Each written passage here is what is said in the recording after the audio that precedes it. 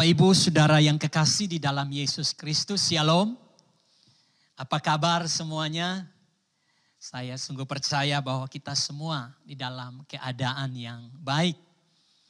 Dan kita bersyukur kepada Tuhan, kita telah masuk ke bulan Agustus.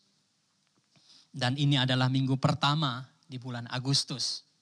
Tidak terasa Bapak Ibu Saudara, kita sedikit lagi hampir melewati tahun 2020.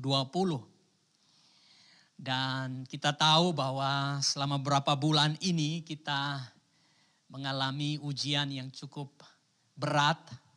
Masa-masa yang sukar dan sulit. Tetapi Tuhan memimpin kita sampai pada bulan ini. Dan pada bulan Agustus ini saya sangat percaya bahwa bulan Agustus ini adalah bulan yang penuh dengan kemurahan Tuhan. Bulan yang penuh dengan berkat Tuhan. Bulan yang penuh dengan sukacita. Penuh dengan damai sejahtera. Penuh dengan kelegaan. Dan juga penuh dengan kemenangan. Nah, mari Bapak Ibu Saudara kita perkatakan setiap hari dalam kehidupan kita. Dan saya percaya bahwa perkataan yang lahir dari iman itu akan terjadi bagi setiap orang yang mengatakannya. Nah, Bapak Ibu Saudara yang kekasih, mari kita buka Alkitab kita. Di dalam pertama Samuel pasal yang ke-7 ayat yang kedua sampai ayat yang ke-14. Pertama Samuel pasal 7 ayat 2 sampai ayat yang ke-14. Saya tidak akan membacakan semua ayat-ayat ini. Tetapi saya akan membacakan satu ayat saja. Tetapi saya berharap Bapak Ibu Saudara akan membacakannya kembali. Nanti setelah ibadah ini selesai. Pertama Samuel pasal 7 ayat 12 berkata, kemudian Samuel mengambil sebuah batu dan mendirikannya antara Mispa dan Yesana. Ia menamainya Ebenezer. Katanya, sampai di sini Tuhan menolong kita. Bapak Ibu Saudara yang kekasih, tema kita hari ini adalah Ebenezer. The Stone of Help. Bapak Ibu Saudara yang kekasih, kita bersama-sama mengalami begitu banyak pertolongan Tuhan dalam hidup kita. Kalau kita mau hitung satu persatu, maka saya percaya bahwa kita tidak bisa menghitung pertolongan Tuhan itu. Bahkan hari ini kita bisa bernafas. Itu semua karena anugerah Tuhan. Hari ini saya ingin kita berfokus untuk melihat sebuah kebenaran firman Tuhan yang telah kita baca di dalam 1 Samuel 7 ayat yang ke-12 ini. Mengenai perkataan Samuel, yaitu Ebenezer. Mungkin ini adalah sesuatu yang baru buat kita. Dan ketika Tuhan memimpin saya untuk mempelajari firman Tuhan ini, saudara, saya sangat diberkati. Saya sangat diberkati, saudara. Dan saya rindu ini juga saya dapat bagikan kepada jemaat Tuhan supaya jemaat Tuhan diberkati oleh Tuhan melalui firman-Nya. Nah, Bapak Ibu Saudara yang kekasih di dalam Yesus Kristus, setiap nama di dalam perjanjian lama, apakah itu nama tempat, nama kota, nama gunung, semuanya memiliki arti, saudara. Seperti kalau kita menyelidiki kata Eden, maka kita akan menemukan arti dari Eden itu adalah the spot of presence. Artinya kehadiran Tuhan, tempat kehadiran Tuhan.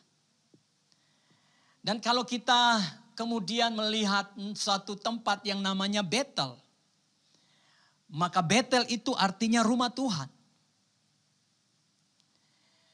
Dan juga kalau kita melihat satu tempat yang bernama Bethlehem, maka Bethlehem itu artinya adalah rumah roti.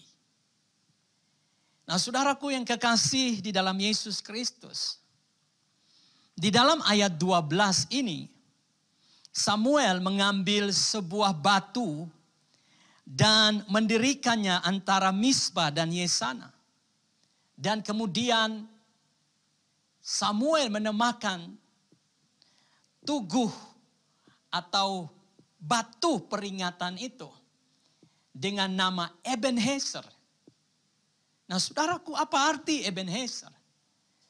Saudara, mari kita lihat bersama-sama. Ebenezer itu berasal dari dua kata, yaitu yang pertama adalah di sini dikatakan, saudara, adalah Even. Even berarti batu. Dan kemudian kata yang kedua adalah Eser, yang berarti penolong. Jadi saudara, ketika Musa menaruh batu di antara Mispa dan Yesana, arti dari batu itu adalah batu penolong. Dan di dalam ayat yang ke-12, kalimat yang terakhir berkata, sampai di sini Tuhan menolong kita. Artinya batu yang didirikan oleh Samuel itu sebagai batu peringatan kepada bangsa Israel. Bagaimana Tuhan telah menolong kehidupan mereka sampai saat itu.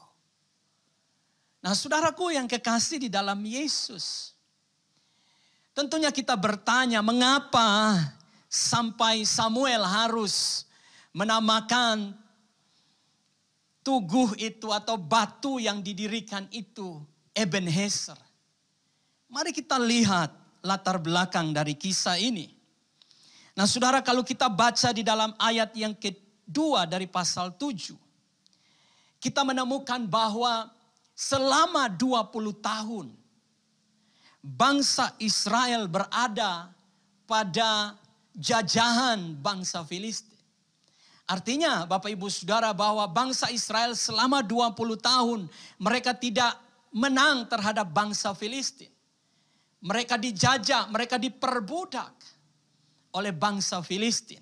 Mereka tidak mampu untuk mengalahkan bangsa Filistin. Dan akibat dari jajahan itu Bapak Ibu Saudara, mereka mengalami penderitaan. Dan Bapak Ibu Saudara, bukan cuma itu, mereka mengalami masalah ekonomi yang berat. Karena bangsa Filistin menjajah mereka dengan begitu keras dan luar biasa. Bapak Ibu Saudara yang kekasih di dalam Yesus Kristus. Tetapi ketika mereka mengalami pertolongan Tuhan, Tuhan kemudian datang menolong mereka, melepaskan mereka dari tangan orang Filistin. Dan kalau kita lihat di dalam ayat yang ke-10, di situ bagian B, tetapi pada hari itu Tuhan mengguntur dengan bunyi yang hebat ke atas orang Filistin dan mengacau balaukan mereka sehingga mereka terpukul kalah oleh orang Israel. Saudara, selama 20 tahun penantian, Tuhan pada akhirnya datang menolong mereka. Tuhan mengingat mereka. Tuhan membela mereka. Dan apa yang terjadi Bapak Ibu Saudara, bangsa Israel, bangsa Filistin terpukul kalah. Tuhan mengguntur dan Tuhan membela bangsa Israel sehingga bangsa Filistin terpukul kalah. Dan yang luar biasa Saudara, di ayat yang ke-13, demikianlah orang Filistin ditundukkan dan tidak lagi memasuki daerah Israel. Dan ayat 14, dan kota-kota yang diambil orang-orang Filistin dari orang Israel dikembalikan kepada Israel. Sejak Ebenezer itu, maka Israel dibebaskan dari penjajahan Filistin. Dan mereka mengambil kembali kota-kota yang pernah direbut oleh orang Filistin. Saudaraku yang kekasih, selama 20 tahun, pada akhirnya bangsa Israel mengalami Ebenezer, mengalami pertolongan Tuhan, mengalami kemurahan Tuhan. Mereka mengalami kemenangan atas bangsa Filistin. Saudaraku yang kekasih, bagaimana Ebenezer itu bisa terjadi dalam kehidupan bangsa Israel? Saya percaya hari ini, mungkin kita tidak selama bangsa Israel 20 tahun. Mungkin kita baru mengalami 4 bulan saja. Kita dihantam oleh badai COVID-19. Oleh virus yang mematikan ini. Yang menghancurkan sendi-sendi ekonomi kita. Relasi kita, hubungan kita. Dan semua faktor dalam kehidupan kita mengalami dampak yang luar biasa. Tetapi pada bulan ini, saya mau katakan kepada jemaat Tuhan, Ebenezer, sampai di sini Tuhan menolong kita. Kita akan mengalami kemenangan seperti yang dialami oleh bangsa Israel. Untuk itu Bapak Ibu Saudara, mari kita belajar bagaimana Ebenezer itu terjadi dalam hidup kita. Saudara, Tuhan sanggup menolong kita. Tuhan sanggup memberikan kemenangan gilang gemilang kepada kita. Tuhan sanggup untuk membuat kita mengalami, saudara, kemenangan atas virus COVID-19 ini. Tuhan bekerja pada bahagian Tuhan. Tetapi hari ini kita mau belajar apa yang harus kita lakukan. Ada bagian Tuhan, tapi juga ada bahagian kita. Apa yang dilakukan oleh bangsa Israel? Mari kita lihat bersama-sama. Bapak Ibu, yang pertama di dalam ayat yang ketiga. Lalu berkatalah Samuel kepada seluruh kaum Israel demikian. Jika kamu berbalik kepada Tuhan dengan segenap hatimu. Dan menjauhkan hatimu, maka jauhkanlah para Allah asing dan para Astoret dari tengah-tengahmu. Dan tunjukkan hatimu kepada Tuhan dan beribadalah hanya kepadanya. Maka ia akan melepaskan kamu dari tangan orang Filistin. Bapak Ibu Saudara yang kekasih. Bangsa Israel mengalami Ebenezer. Dan hari ini kita juga akan mengalami Ebenezer. Yang pertama yang harus kita buat, yaitu berbalik kepada Tuhan dengan sungguh-sungguh. Bapak Ibu Saudara yang kekasih, 20 tahun bukan waktu yang pendek. Saudara, selama 20 tahun apa yang dilakukan oleh bangsa Israel? Mereka tidak menghormati Tuhan. Mereka tidak menghormati kehadiran Tuhan di dalam kehidupan mereka. Sehingga kalau kita baca di dalam 1 Samuel pasal 5, di situ ada satu kata yang berkata Ikabod. Kemuliaan Tuhan meninggalkan bangsa Israel. Mengapa kemuliaan Tuhan meninggalkan bangsa Israel? Karena mereka berpaling untuk menyembah kepada ilah-ilah. Mereka menyembah Baal. Mereka menyembah para dewa-dewa asing orang Kanaan. Mereka tidak menyembah kepada Tuhan Allah Israel. Dan Bapak Ibu Saudara, akibat dari ketidaktaatan mereka, akibat dari ketidakpenghormatan mereka kepada hadirat Tuhan, maka Tuhan mendatangkan bangsa Filistin untuk memperbudak mereka. Bapak Ibu Saudara yang kekasih, memang tidak semua masalah dikarenakan dosa. Saudara, saya tidak berkata bahwa semua masalah karena dosa. Kalau kita melihat ada bahagian di dalam cerita firman Tuhan bahwa ada orang yang punya masalah oleh karena Tuhan ingin menyatakan kemuliaannya melalui masalah itu. Artinya bahwa persoalan yang dialami oleh orang itu bukan karena dosanya. Tetapi ada kalanya Bapak Ibu Saudara, masalah yang kita hadapi karena dosa yang kita lakukan. Kita tidak menghormati Tuhan. Kita tidak menghargai kehadiran Tuhan dalam hidup kita. Dan kalau saya mau katakan bahwa pada era zaman ini mungkin kita tidak menyembah patung-patung. Kita tidak menyembah dewa-dewa. Tetapi saudara, kata ilah itu adalah idol. Mungkin ada yang kita idolakan dalam hidup kita. Ada yang telah merampas posisi Tuhan dalam hidup kita. Ada yang telah menggantikan posisi Tuhan di dalam pusat penyembahan kita. Mungkin kita beribadah, mungkin kita melayani Tuhan, mungkin kita sedang ikut di dalam pekerjaan Tuhan, mungkin kita adalah anak Tuhan, orang Kristen, tetapi yang menjadi idola kita, yang duduk pada kursi kehidupan kita, itu bukan Tuhan. Tetapi ada tuan-tuan yang lain, ada idola-idola yang lain. Idola itu bisa berupa uang.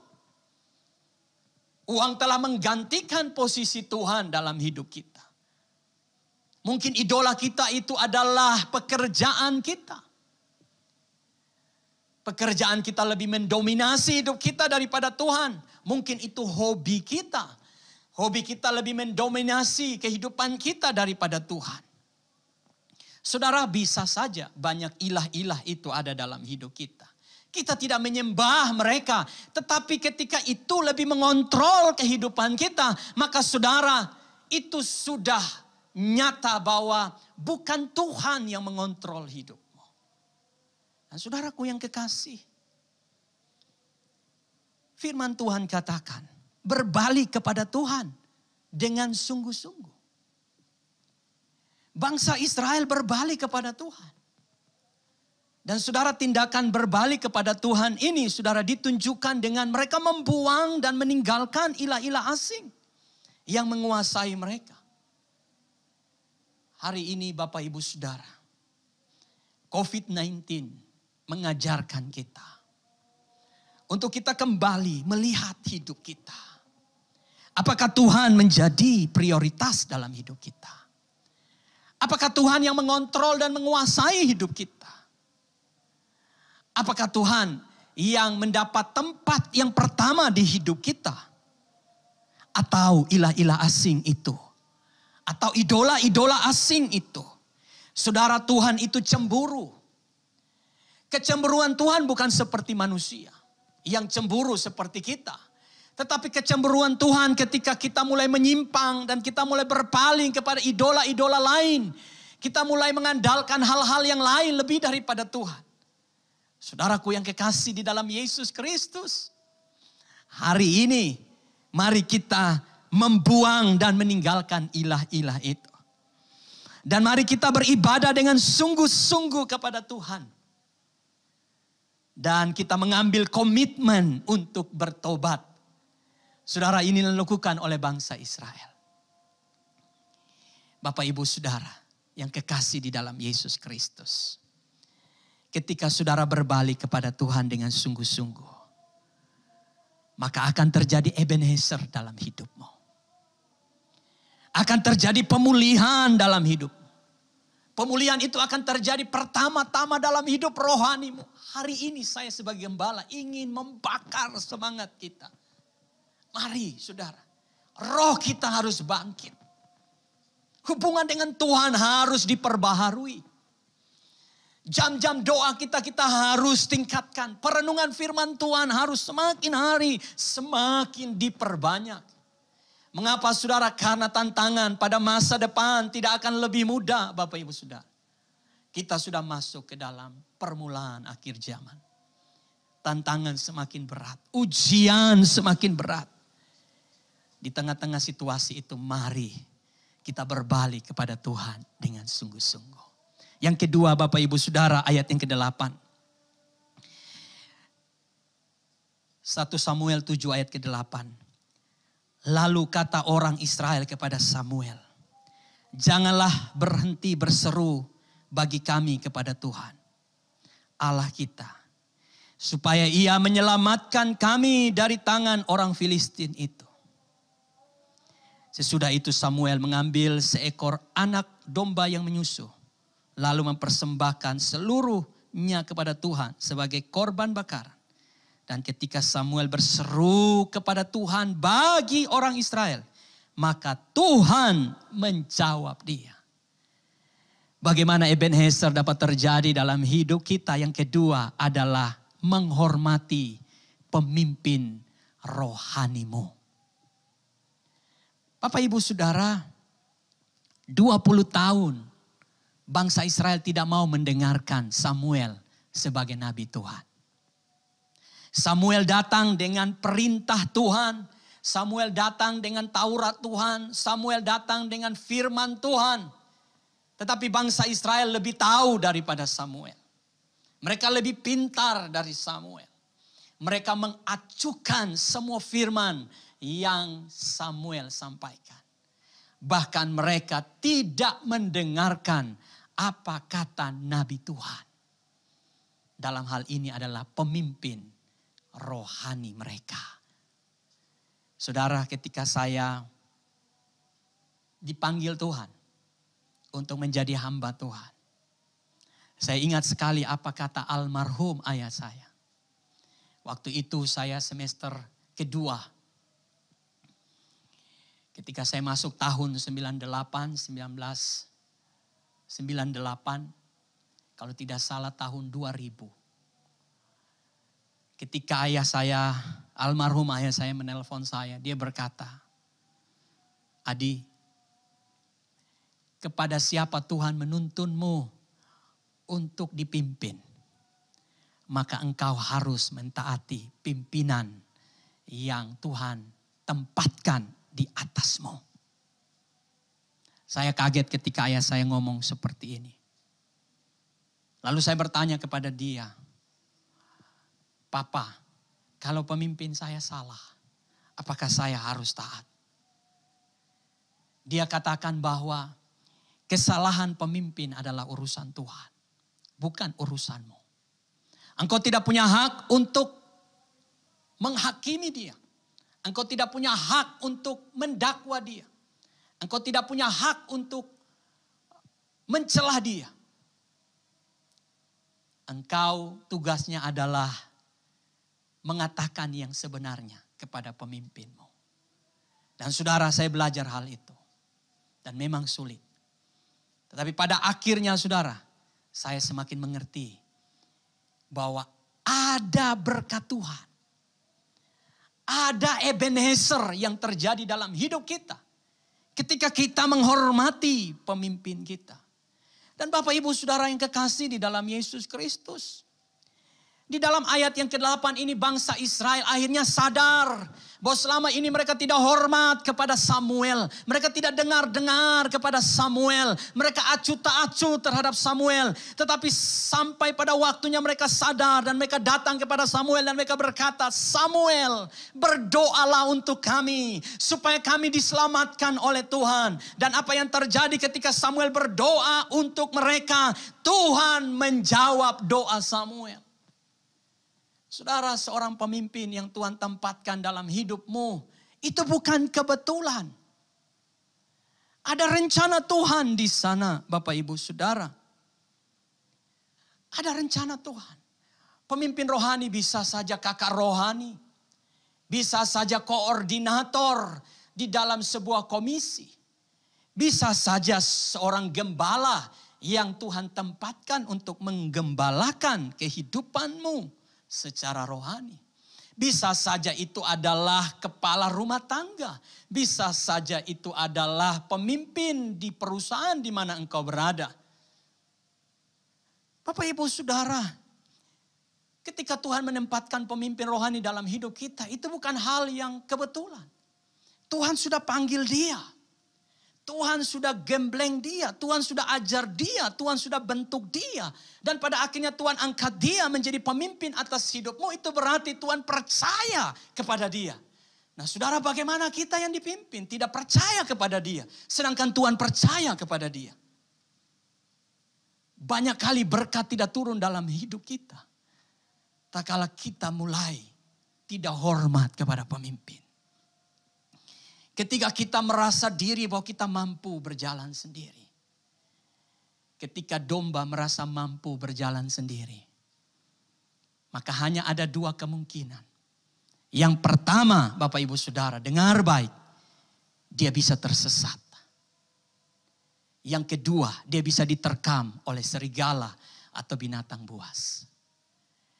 Firman Tuhan berkata kepada kita dalam Ibrani pasal yang ke-13 ayat yang ke-7. Saya rindu membaca ayat ini, Ibrani pasal yang ke-13 ayat yang ke-7.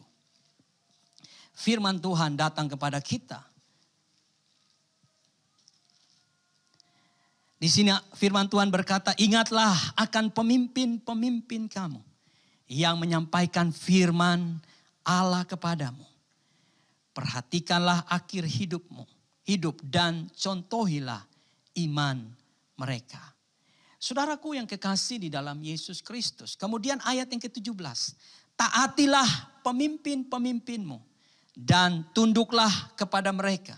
Sebab mereka berjaga-jaga atas jiwamu sebagai orang-orang yang harus bertanggung jawab atasnya. Dengan jalan itu mereka akan melakukannya dengan gembira, bukan dengan keluh kesah. Sebab hal itu tidak akan membawa keuntungan bagimu.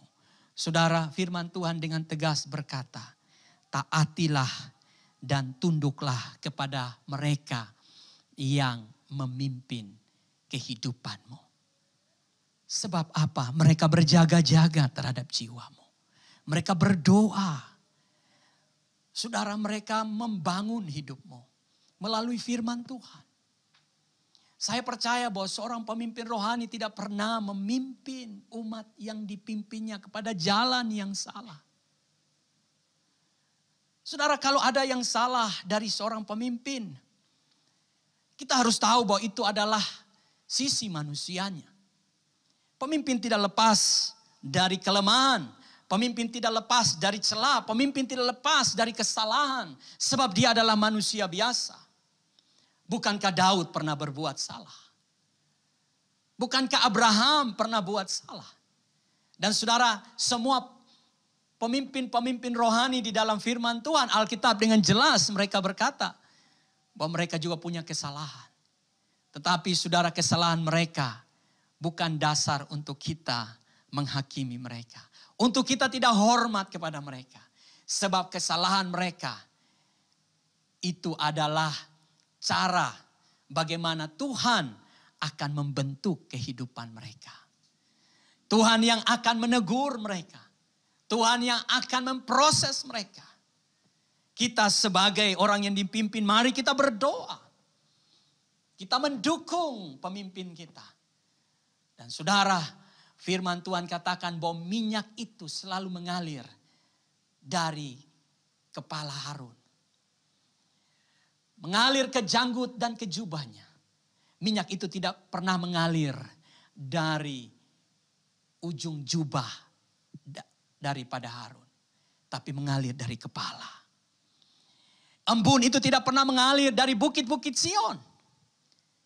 Tapi dia mengalir dari atas dan turun ke bukit-bukit Sion.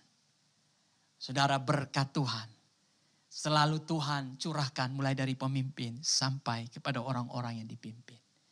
Dan oleh sebab itu Bapak Ibu Saudara, mari kita hormati pemimpin yang Tuhan tempatkan dalam hidup kita. Dan kita percaya bahwa apa yang didoakan oleh pemimpin kita, apa yang dilakukan oleh pemimpin kita, dia akan memimpin kita kepada rencana Tuhan. Saudaraku yang kekasih, yang terakhir dari renungan ini. Apa yang kita harus lakukan supaya Ebenezer itu terjadi? Kita lihat ayat 9 yang saya sudah baca dan ayat ke-10. Sesudah itu Samuel mengambil seekor anak domba yang menyusu, lalu mempersembahkan seluruhnya kepada Tuhan sebagai korban bakaran. Ayat yang 10. Sedang Samuel mempersembahkan korban bakaran, majulah orang Filistin berperang melawan orang Israel. Tetapi pada hari itu Tuhan mengguntur dengan bunyi yang hebat ke atas orang Filistin dan mengacaukan mereka sehingga mereka terpukul kalah oleh orang Israel. Yang ketiga, Bapak Ibu Saudara, Ebenezer itu dapat terjadi dalam hidup kita tak kala kita membawa persembahan yang terbaik kepada Tuhan. Kemenangan tidak mendahului korban. Artinya saudara, Tuhan sanggup melakukan apapun dalam hidup kita.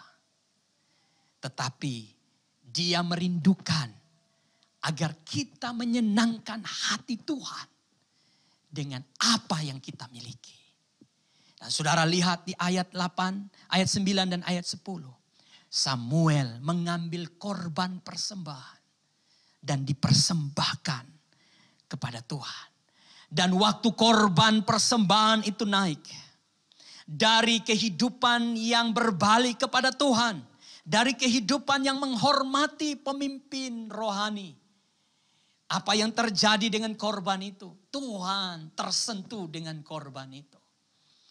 Dan Tuhan mengadakan sebuah perlawanan yang hebat atas orang Filistin. Kemenangan terjadi. Bapak Ibu Saudara yang kekasih dalam Yesus Kristus. Mungkin Bapak Ibu Saudara berkata, persembahan yang diinginkan Tuhan adalah hidup yang kudus. Yang hidup kudus dan berkenan kepada Tuhan. Benar, itu adalah korban yang sejati. Tetapi tidak cukup itu saudara. Kita tidak boleh datang ke hadirat Tuhan dengan tangan hampa. Kita membawa hidup kita dan apa yang kita miliki yang Tuhan sudah kasih buat kita. Amsal 3 ayat 9 berkata, muliakanlah Tuhan dengan hartamu dan dengan hasil pertamamu. Dari segala penghasilanmu, maka lumbung-lumbungmu akan diisi penuh sampai melimpah. Dan bejana pemerahanmu akan meluap air buah anggur. Bapak Ibu Saudara, kalau kita mau melihat lumbung-lumbung kita diisi sampai penuh, sampai melimpah. Kalau kita mau melihat bagaimana bejana pemerahan kita meluap-luap. Artinya ini berbicara soal berkat Tuhan. Kita berbicara soal apa yang kita butuhkan. Kita berbicara soal apa yang kita rindukan. Apakah itu kesehatan, karir, bisnis, pendidikan kita. Tuhan akan berkati dengan begitu luar biasa. Maka muliakan Tuhan dengan apa yang engkau miliki. Mungkin engkau berkata, saat ini saya sedang dalam keadaan sulit. Saudara, kita memberi bukan dengan terpaksa. Kita memberi bukan karena kita menginginkan sesuatu agar Tuhan membalas kita. Tidak, saudara. Kita memberi karena kita cinta Tuhan. Saudara, ketika bangsa Israel berbalik dari ilah lain, cinta mereka kepada Tuhan bertambah. Ketika mereka hormati pemimpin mereka, mereka menyadari bahwa hadirat Tuhan turun atas mereka. Dan itu membuat mereka mempersembahkan yang terbaik buat Tuhan. Hari ini, mari kita beri yang terbaik buat Tuhan. Anak Tuhan harus menjadi contoh dan teladan bagi dunia ini dalam memberi buat Tuhan. Dan saudaraku yang kekasih, waktu bangsa Israel mempersembahkan korban, terjadi Ebenezer. Saya percaya hari ini, tidak ada dari antara kita yang kekurangan ketika kita memberi. Saudara, kita memberi bukan supaya Tuhan memberi kepada kita. Kita harus ingat firman Tuhan. Bahwa memberi karena kita cinta Tuhan. Memberi karena Tuhan sudah baik bagi kita. Memberi karena sampai hari ini Tuhan menolong hidup kita. Memberi karena kita tahu bahwa Tuhan kita empunya segala-galanya. Bapak Ibu Saudara, kesimpulan dari khotbah saya.